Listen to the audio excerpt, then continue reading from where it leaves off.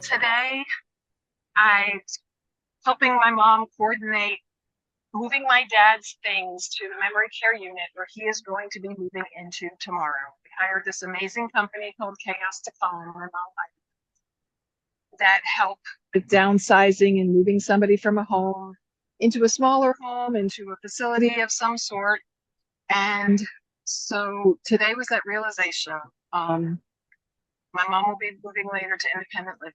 And today I was up in the Salisbury end where we're moving him. My mom was back where they're at. And I got to be there as the woman who coordinates things. She's wonderful with Chaos to Calm. They delivered the furniture with the movers, and we had the pictures my mom had picked out for him to have in his room. And we got to go through and decide where these pictures go. And we got pictures of eagles. My dad loves eagles. There was pictures he had taken of eagles. There's pictures my brother had taken. There's his plaques from golf of having the double eagle he got and different awards. And this award my brother made for him with a picture of an eagle he had taken. And so just sitting there and like the family pictures that my mom shared, and just that realization that my mom had to split up the family pictures because she's going to move into a separate place than him. And being a part of this reality of this transition. And tomorrow my dad moves in, it's really kind of sinking in and just feeling those emotions today. So I had a therapy with my wonderful EFT therapy practitioner. Shout out to Ruthie Cohen Joyner. And we're trying to juggle the time with all things that I had to do. They were supposed to get up to Salisbury around 11. And so I'm waiting and waiting. And then I call my mom and she's like, oh no, the movers had to first go to help somebody else move from one unit to another, and then they'll be up. So they're thinking more like 2 o'clock. So I go out to run some errands, and I go get my glasses adjusted, and I go get my TB test read that I need for my new jobs. And I'm driving to the house. I'm about at the intersection to turn left to go to where our neighborhood is. And Anne, the person from Chaos to Calm, calls me, and she says, the movers are there. They were supposed to let me know when they were heading there, and they didn't. And they're there now, and I'm still at your mom's. And so she's got to drive up. I'm like, I'll head there now. And I just did a turn left, and 7 minutes later, I was where my dad's place was at. And so I had to juggle my time. I had to juggle my day. And so I came home. It's 3:30 done, and I'm figuring out, okay, what next? Now I'm going to spend the night at my mom's. This was part of the plan so that I'm there in the morning to help them move my dad up. And I didn't want to drive in bad traffic. And I was juggling what time I was leaving and making this appointment work for myself. And I was going to stop somewhere halfway. And I'm like, do I do my session from, like a coffee house kind of place? And I'm like, I know where I'll go. Halfway between where we live now and my parents is where we used to live. And there's a church by the neighborhood where I used to walk. And when I'd walk here, there'd be utility people who would start their day or end their day here because it's this big parking lot and there's this big walking path here. And it was just perfect. And I got here early and I drove around the neighborhood. I have not been here, I don't think, since we moved in October. It is now June as we record this. And I did my session and tapped through a lot of things, and you're just realizing how in the middle of all this helping my parents, I've got to stay focused on what I need to. And so now here I am in my neighborhood and about to go walk and see if I can visit the cat. We had outside cats, and there were 2 left when we moved, and our neighbors were caring for them. And one, I think, got hit by a car, and there's 1 left. And I want to go see Boomy.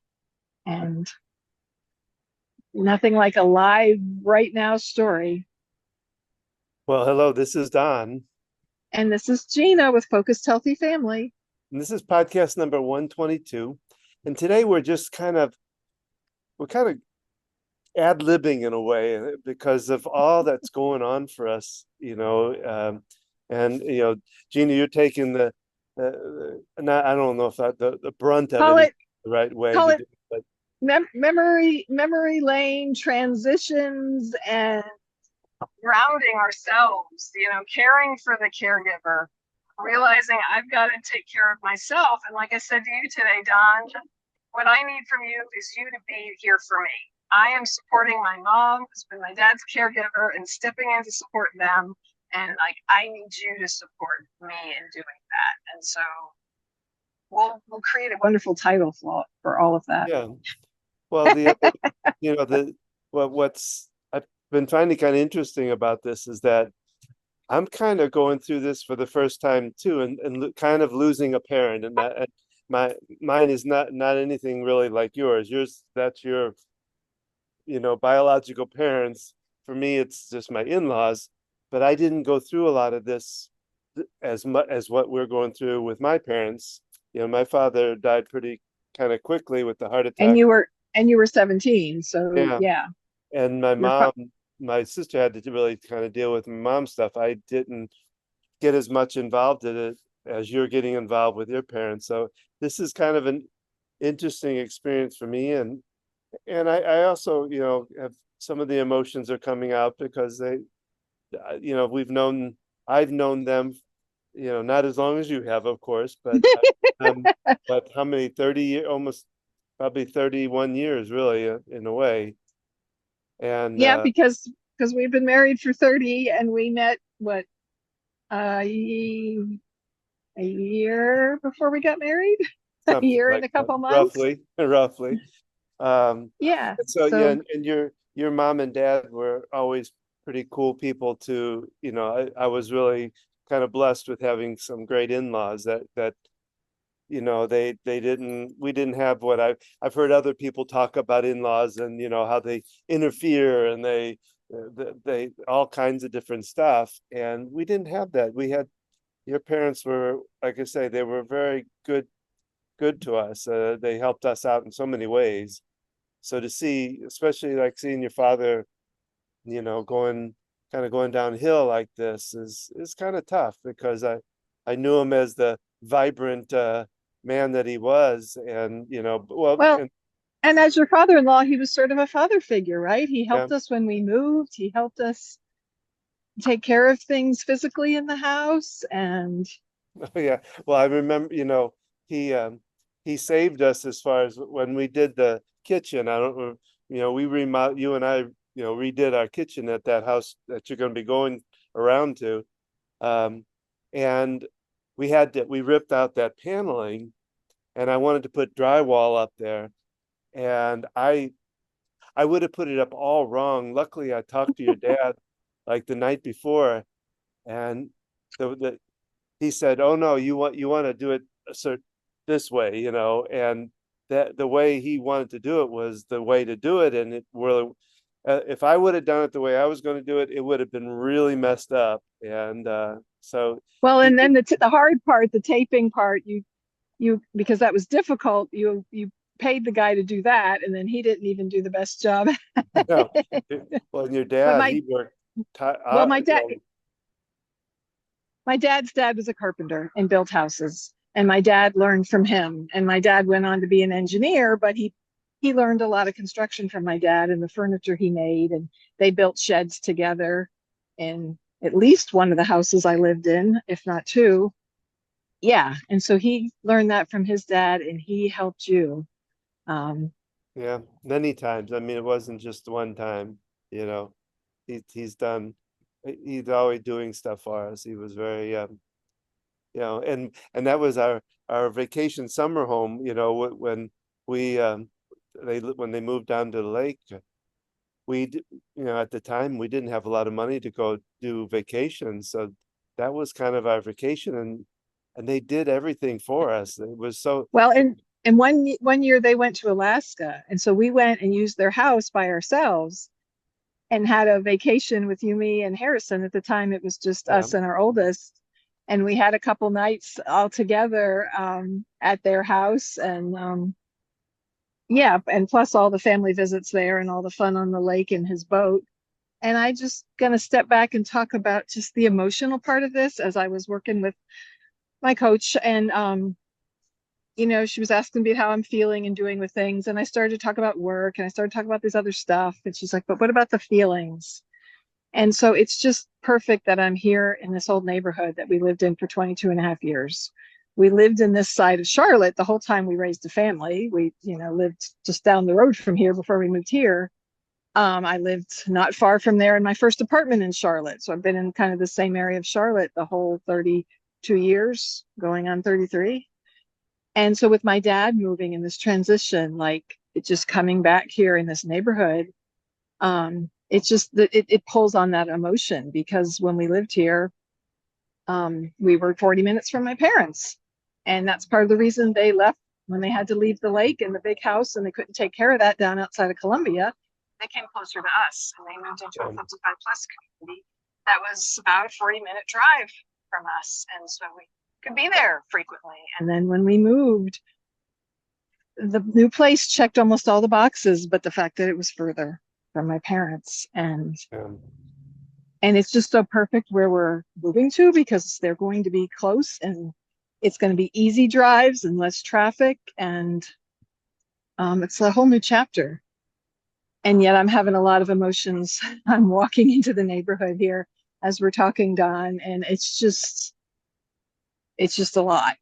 Because it just feels like I'm out taking a walk, talking on Instagram or something like I did. It doesn't even feel weird, but I drove past the house already because my appointment had to get pushed to 5:15. So I actually had extra time and I drove through the neighborhood and the house doesn't even look like our house. They painted the brick white. It was a split level.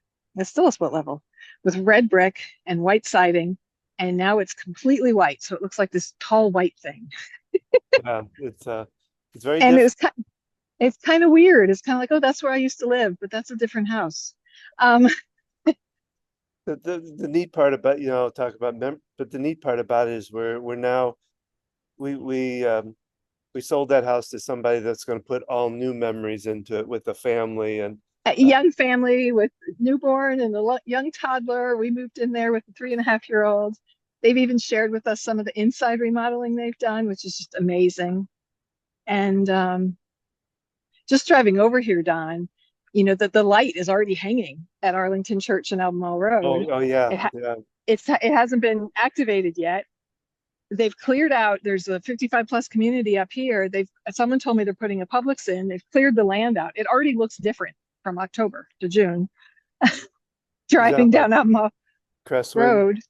Yeah, I mean, there's an area where they've cleared out just around, I don't know, just around Crestwin.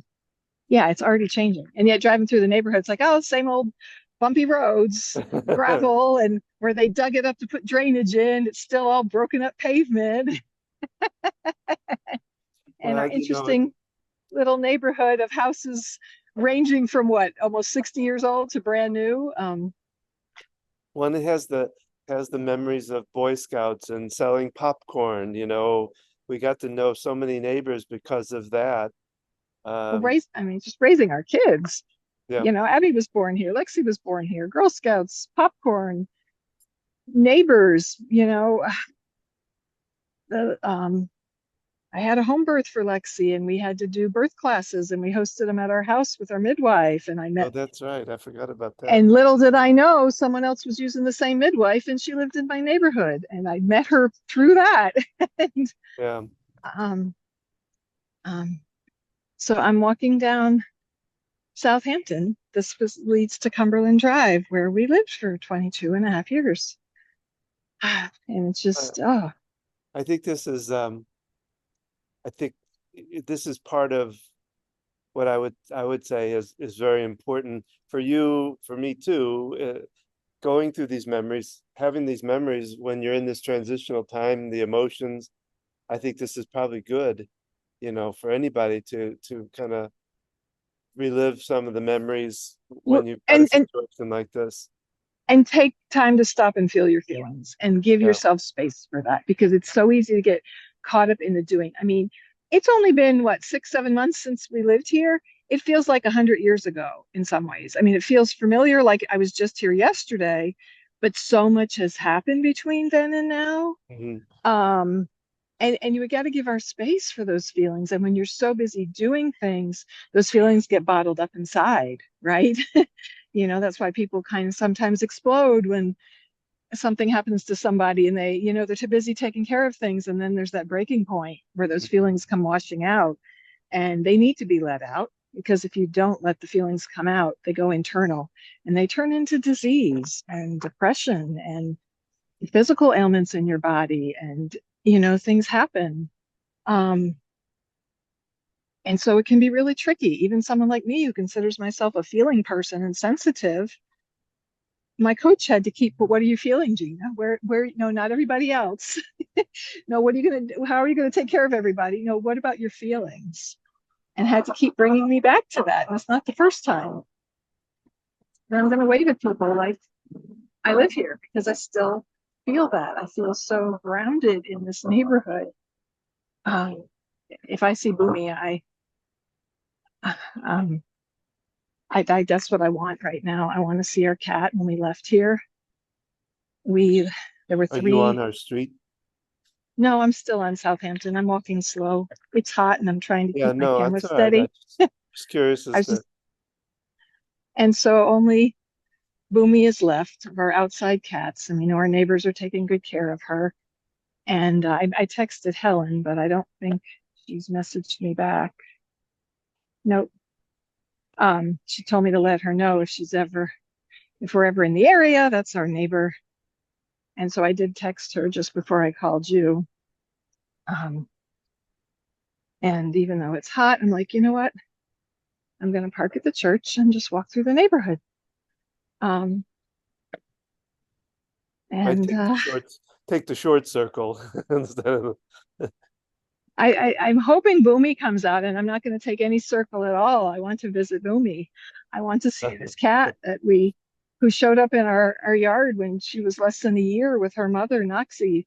And Noxie, who's no longer living, who had kittens outside our door. And my son has one of those kittens now. And they're part of our family. And it was tough leaving them behind. And yet they'd been in the neighborhood that we couldn't take them with us. Yeah, so there's a lot of just emotion tied into our outside cats. As well, I've told you, Doc, go ahead. oh, I was just going to kind of talk a little broader sense about the idea of grief too in this, that, these transitions. Oh, it kind of goes to the people think about grief, they think about death, and I think Yeah. more people are evolving into knowing that grief is evolved around any transition, around divorce, around, and so Yeah. being When I able found my dad's diagnosis of Parkinson's, even though he was highly functional and not really having problems, that grief and that change, the grief and you surviving your heart attack. I mean, grief and changes, moves, even positive changes. There's elements of grief like you're talking about. yeah. And one of the things I tell people and I try to work with people on is what, and I've listened to something this morning, they even talked about this, of grief. What we want to see grief do is morph into sadness, but be able to do it, not rush the grief either. I think too many people, they give a period of time that people should be grieving, and then it should be over. And I think we need to be able to just address grief and see grief for as long as it needs to be there, and then, like I say, slowly transition it into a more of a sadness. I don't know if that makes sense or not, but that's kind of the way I've been looking at it. Yeah, I'm approaching the house. Um, there's a neighbor out, but I'm just going to pretend like I'm a stranger. What neighbor? Which one? The one I want to say hello to. You know what neighbor. And and there's the house. Okay, now it's hitting me. It's You just want? so weird I don't that know if we it's should white. show it or not. Um, I don't know. I think the emotions on my face speak louder. The house the house has more meaning to us than it does to the people we're speaking to. Um, I really want to find Boomy. I just have this vision of her recognizing my voice, her coming out to greet me, Yeah. and I want to see her. The neighbor's cars are there. I texted the neighbor. It's got a pretty front. Oh, they took out all the bushes. Yeah. The bushes are all, oh, the giant holly tree. Yeah. They took Is all it, the stuff in is it, front. is it cut? There's still two things in front of the house, but either they cut down the holly bush. There's a something growth there. That's why the house looks so weird and white and tall, because the bushes are gone. Yeah. And so many memories here, good and bad, Don. You know, last time this year, in the spring, we had challenges, and the kids had anxiety struggles in this When you're going neighborhood. by the neighbor Oh, who we Boomy, there she is. Hey, Boom, Boom. Hey, Boomy. you want to pause for a moment or? I don't know if I can flip the camera. Girl. Hey, Boomy. Yeah, let me pause. All right, I'll pause the recording. Oh. And now the journey begins again the next day. All right. So we left off. You were taking a tour through our old neighborhood and met some of our neighbors, and you got a chance at that point to sit with the Boomy, the cat we left behind with our neighbor. So what's been going on? Because you're at the hospital now, so it's been quite a dramatic change. Yes, I had stopped midway for a 5 o'clock coaching session and walked down to the old neighbors that we knew, and they took care of the outside cats that we left behind, and because they had always been outside kind of community cats. And I found Boomy in the driveway, and I sat down, and the neighbor came out because he thought I had fallen, and then we got talking. And so I was there for quite a while talking to them, mostly talking cats, and heading to my parents because I was planning to spend the night and be there in the morning to move my dad into the memory care facility that's 3.5 miles from our house. So I get to the house. Mom's getting ready for bed. Dad's in bed already, as expected. Spend some time with my mom chatting. I get to sleep. I wake up at 6, and I actually took some time for myself. I did some writing in my journal. They have a screened-in porch. My dad wasn't awake yet, so I'm like, let me take some time for myself. We weren't in a hurry. We were going to get ready, get things going, pack up. Everything for my dad was there already. His clothes, everything was set up yesterday. And I went outside on the grass, and I put my bare feet in the grass and did yoga poses and listened to my meditation songs. And I was taking my time. And then Mom came to tell me, I went inside and she said, he tried to get up at 5:30. He woke up, he had to go to the bathroom, but he said he couldn't move. And so he went back to sleep. That's typical of his Parkinson's. And so at 7, it was time for his medicine, because he often needs his Parkinson's medicine to get going in the morning. And so she always wakes him up by 7. She couldn't get him awake. She's like, Gina, I can't wake him up. So I went in there, Dad. Dad's not responding. My healthcare knowledge kicks in. His eyes are twitching around. He's not responding. You pound on their sternum, you rub really hard. It's arousing. And he's making faces. And finally I said, so I'm like, he couldn't talk. And I said, Dad, if you can hear me, close your eyes. And he closed his eyes. I'm like, Dad, can you wiggle your toes? He wiggled his toes, but he was still not very alert and responsive. I told Mom, get me the blood pressure cuff. His blood pressure was 197/90. And I'm like, Dad has normally mid to low blood pressure. And I got the phone. I got the home phone because I knew they would be able to figure out where we were. I can't always remember my parents' address, so I knew to call from the home phone. And because he called 911, the medic came on, was able to tell him his blood pressure reading. He seemed weaker on the left side. Um, the non-responsive, if someone has any signs of stroke, you need to call 911 ASAP. If it's a massive stroke, there's medicine that they can give, but they have to give it within the first short number of hours, so you don't wait around. So I knew all these things. And the medics got there, but I don't know, they got there quickly. And he was still not very responsive. And they did what I did. And his blood pressure with the reading was still 190 over something. Off he goes to the hospital. And my mom was hoping he would go to the hospital close to the house, but that's not a stroke center. If you're having something like a stroke or heart attack, you have to go to a specialty hospital.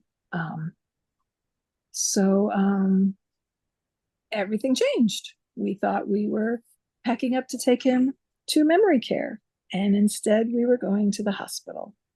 And my ability to jump in these situations, I've had way too much experience. And I packed up my stuff quickly. I told Mom, I'll get over there first. I knew she needed time to get ready and take care of herself. And I grabbed all my stuff, and of course I headed out, and it's like 8 o'clock. The medics had left at 7:30, and I'm like, oh, traffic. And it took at least, I don't know how long, it felt like it took forever to get there because of traffic. It's probably a 35-minute drive, maybe a little longer with traffic. And I called my brother. I contacted people before I left. I reached out to Don, told him what's going on, said, I'm going to need you today. I sent message to my brother and sister. We got a group chat, let them know what was going on.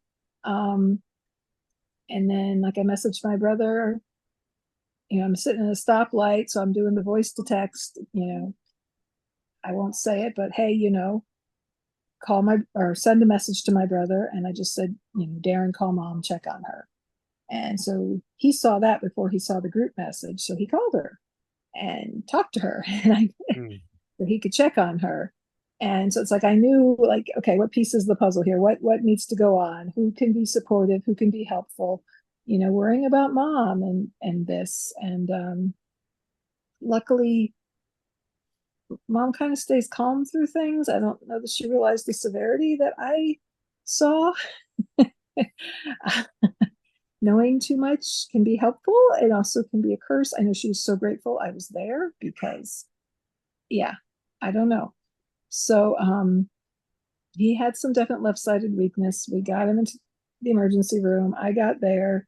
It was a little nerve-wracking. I did some tapping on my way to the hospital.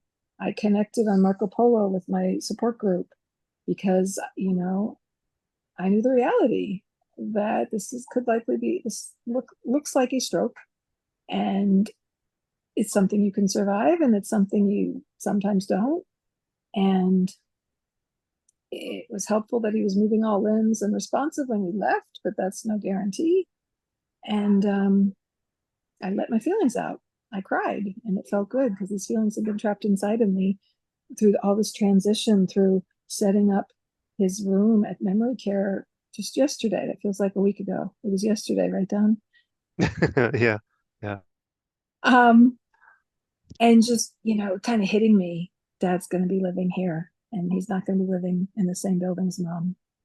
And, Well, you said the picture splitting was kind of a little bit of a, I don't know what I'd say, trigger, but just kind of sad that they were going to have to split family pictures between the two places, the two houses, or whatever you want to call it, however you want to. Guess I got a small glimpse into divorce, but with divorce, you wouldn't want pictures of each other. I don't know, but it was, and just kind of really, because I've worked in facilities like this all the time and help families through this, and it's like, oh my gosh, this is me and my dad. I'm going to be that family member who comes in and visits my dad and gets to know the other residents there, and like, it just really, people are checking on me. Or sharing information. Things are scrolling across my phone. So, having the phone, having message threads already in place with my family, which we had, that I just went to, it's what, my sister, my brother, and you and me and my mom, updating and everything. And my dad tends to go in the hospital when we're all planning to get together anyhow. That's right. Sister was coming down to visit him at his new place in the memory care. And my mom was going to be spending the night up there tonight. And I was going to go into work tomorrow. And Well, I think it speaks to, this has been kind of a day in the life for you, and it kind of speaks to one, the taking care of yourself. Two, I think is being flexible for the 1 minute change, or it just, so well, it and with geriatrics, being that flexible, right? You just don't know. We set yeah. plans in motion, and yet these things can happen. Sorry. No, and it goes to the whole thing we talk about wanting to communicate early, because as we've seen it just in this last 2 days, things change on a dime, and you never know. So having communication, like you said, you had the channel set up to your siblings, and you've been communicating with them. You knew what to do and how, and you could do it quickly. And I said to mom, I said, if you had to go to the hospital, this was the right timing because we're all ready to move in somewhere. He's either That's going, he's either going from here to rehab to the memory care or going from here to the memory care. He's not going back to the house. yeah. But when we were leaving the house, she's like, she's going through, oh my God, now what's going to happen? How things going to change? And I was able to say, okay, mom, he's going to the hospital. From there, if he needs to stay, he's going to go to memory care. I mean, he's going to go to rehab, and that, things are still going to go, and I told her I would call and talk to those people. Nothing changes. She's already paying for him to be in memory care. And the monthly payments had started already. That's how we got his stuff moved in. And just being able to calm her down in it. Cause in the middle of it, she was stressed enough because she thought she was moving her husband into memory care that day. Yeah. And that was tough on her plate. And This is and she's also trying to think about selling the house and everything else she's got to do to get ready for her move. And then this, like, I'm glad I was there. She's glad I was there. It was just wonderful that I was there. yeah. And so my role today was really helping her a lot and kind of being like, Mom, let me take that for you. She was talking to a doctor and the person called about her facility where she's moving to, and let me just handle that. And I handled those calls and I took care of that extra stuff. And I was able to just, tell her, Mom, I've got that. And I also was able to, ask for what I needed. I thought about food for myself as I left the house this morning. I had bought strawberries and goat cheese and gluten-free English muffins yesterday, and I was going to enjoy an English muffin and goat cheese and share the strawberries with my mom and dad. And I grabbed it and I almost didn't. And I'm so glad I did, because whenever I sat down to eat, I dipped my strawberries and goat cheese, and that was my breakfast. And then when dad was settled in the emergency room, we went and like, okay, Mom, let's go get lunch. And we went to the cafeteria and got lunch together. And, but it's not always smooth, and my family's texting and, okay, does he have his MRI already? Is he, has this happened already? Hospital is slow. So in a city hospital, at least here in Charlotte at Atrium Health, they've got security at the emergency room. It used to be once you got into the emergency room area, you could go to the regular hospital area. They've got that door blocked. We go through security, like go through whatever the sensor is, you put your bags down, they check through all your bags, then you walk through. You get that done, then you go stand in line. They got to take your picture, they got to find out who you're coming to visit, they put your visitor ID badge in, and then you have to get clearance to go back. Wow. And I've had to do this in the past, but usually they give me clearance right away. Sometimes they allow only limit the number of visitors, but my mom wasn't there yet and they weren't letting me back, and I'm panicking. But he was out for tests. They're like, don't worry, he's with somebody. And I'm like, I want to be the one with him. Well, and So I then, think that, oh, sorry. Go ahead. well, go ahead. What were you going to say? Well, no, I was going to say, that it kind of goes to the point of you can set aside the having to text your siblings right off the bat. If you're in the midst of this, you don't have to worry about that part. You can do a quick text, say, I will get back to you, and leave it that, instead. So some of those early texts and calls were for me. Like I Yeah. reached out, and it's like I knew when I was stuck waiting. Like, I'm just gonna call my brother. It's 8:30 or whatever in the morning. I know he'll pick up. Um, and I called him and I was talking to him and telling him, and then they said, okay, you can go back now. So I kept my brother on the phone, and we went back to see Dad together. He was on Yeah. the phone, and Dad was talking and alert, and he said hi to Darren, and I was like, okay, Darren, we know where we're at. He's good. I'll keep you updated. So I called him for my support and to fill him in, Mhm. and it was a short call, but it was kind of neat. We walked back there, and he got to hear Dad himself and share that information with others. So then Mom came, and then when we need to go through lunch, we exit. It's quick to exit, but then we have to walk around to the main entrance side, go through security there. We already had our badges, so we kind of like, yeah, just see that you have your badge, and then you're good. We'll just go in the cafeteria, and you nod and wink, and then you go find the cafeteria, and then you have to exit out the main entrance, and then you have to go back in the emergency room entrance, and you've got to go through security all over again. So I tried to minimize my bags, but then at what point it's like, okay, I might want some of my stuff. I need my charging cord, go to the car, get the bags, go through security, and go into the ER. You got to wait till they let you in, and they're, one time we came back in, my mom and I had eaten lunch, and we were coming back in, and the pharmacist had called her, and we of course weren't in the room when the pharmacy person who confirms his medicines. So she's like, I'm coming there. She's like, okay, I'll circle back around. So my mom was very eager to get back inside. Well, as we're walking into the building, we hear this guy say, this woman's either having a stroke or a heart attack. She needs to get inside. And like, he had to help her inside. He's like, well, go on in. And he had to go through like the same procedure. I mean, they let him in pretty quickly, but then he had to wait in line because I was like, you go first. He's like, are you sure it's okay? It's like she's having numbness in her arm. And apparently she had been apparently it had been going on for 3 weeks. And she had been for MRI. And he had the disc of the MRI and was told, take her to the hospital now. Yeah. So he got to the desk with this. And the woman's saying, well, how long has the weakness been going on? And he said 3 weeks. And I thought I heard her say, that's not a stroke. And I'm going, this lady's giving medical advice. Yeah. It's just the bureaucracy, right? Yeah. And I'm sitting there watching this, and I'm crawling out of my skin, and I'm like, okay, it's not acute. Maybe the stroke happened 3 weeks ago. But lady behind the desk, don't be telling this woman this stroke. And of course, this woman's texting on her, and she's coherent. She just has numbness on her arm. And it's like, well, how long did she wait to go to the doctor? I don't know the backstory of that. So you're surrounded by all this and all this going on. And I'm just hyper alert to the situation. Every time my dad's come here, I'm like, you need a geriatric ER.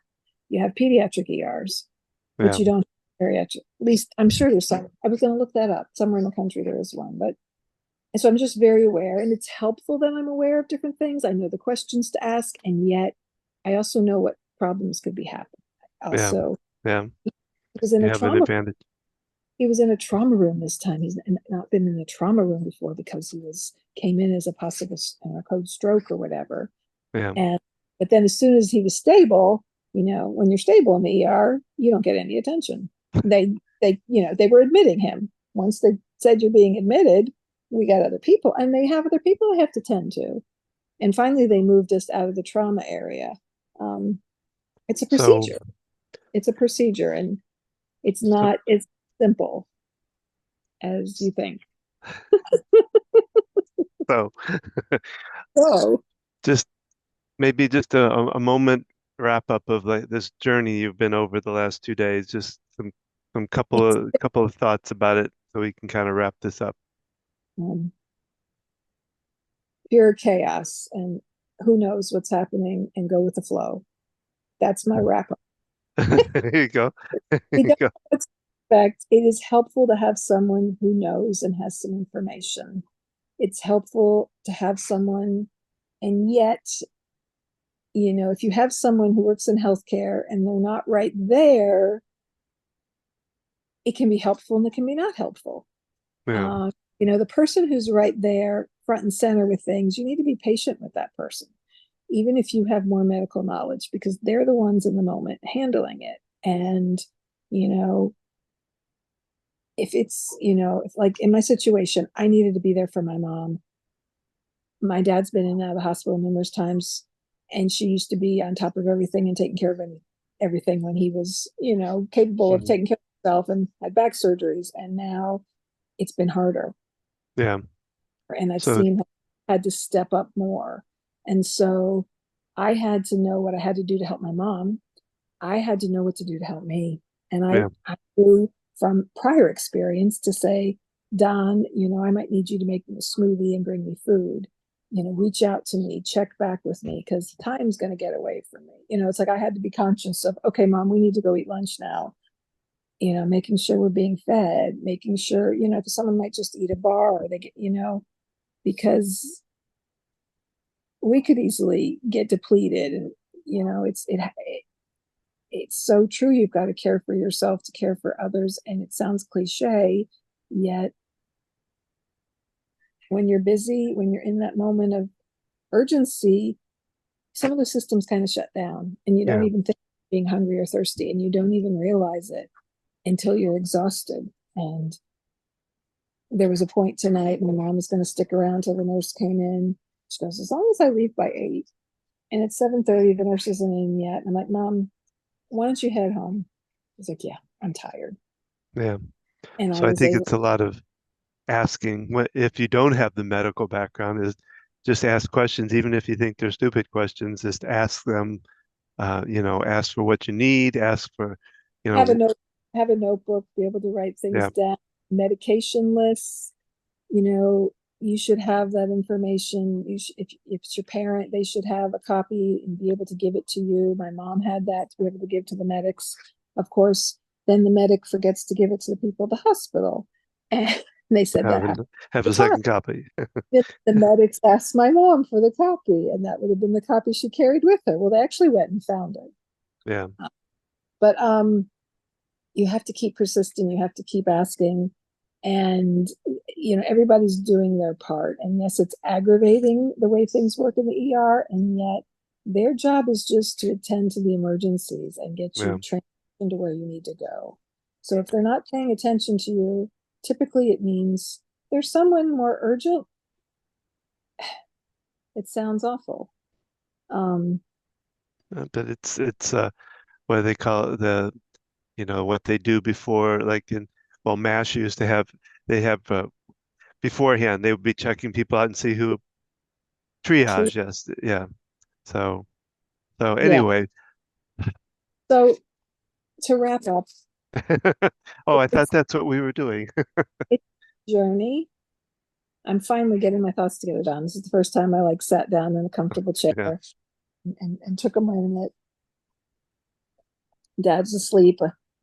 I haven't driven home yet. I'm sitting in the chair. It's quiet here.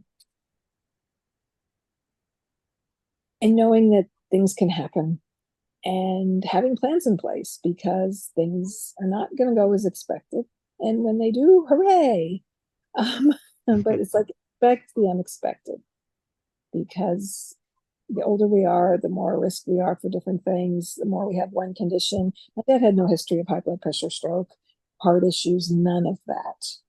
He had no history of any of that. That was Yeah. not what we were. He's had pneumonia over and over again. He falls. He's had back problems, neck problems.